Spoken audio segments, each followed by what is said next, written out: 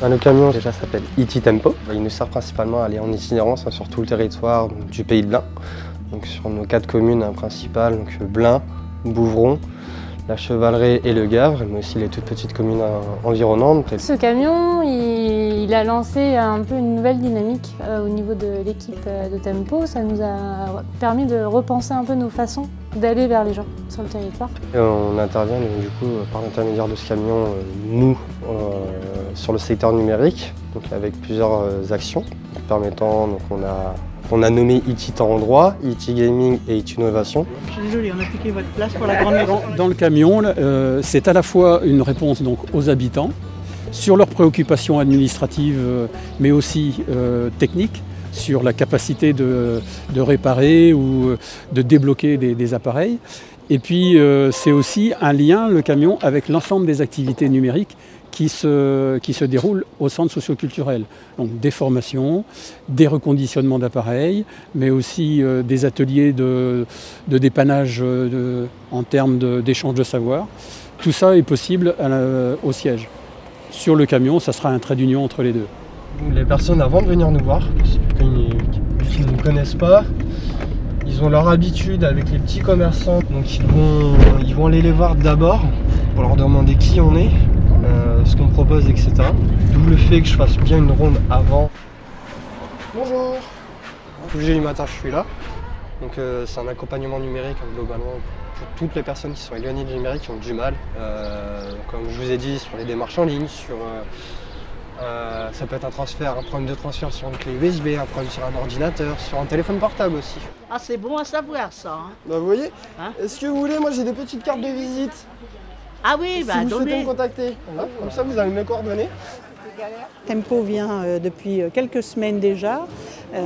Nous, ce qui nous arrange très bien, étant donné qu'on est quand même un petit peu éloigné de Blain, et du coup c'est beaucoup plus sympa de venir à la rencontre quand même des habitants, que ce soit les habitants qui soient obligés d'aller sur Blain. Il y en a qui n'ont pas forcément les moyens de locomotion, donc c'est très bien que vous puissiez venir à la rencontre des habitants. Tout est à Blain, nous, la piscine, tout. Non, moi je trouve que c'est important que vous veniez dans nos petites communes, dans nos communes.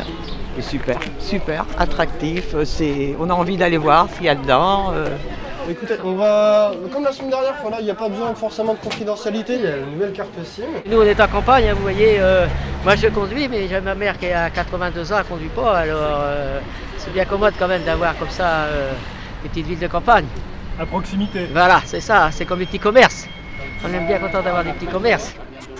Justement, aller vers les gens qui ne viendraient pas forcément, les gens les plus éloignés de Blain et puis de plein d'activités, en fait, de leur proposer du culturel, de leur proposer des activités, de la convivialité, du lien tout simplement.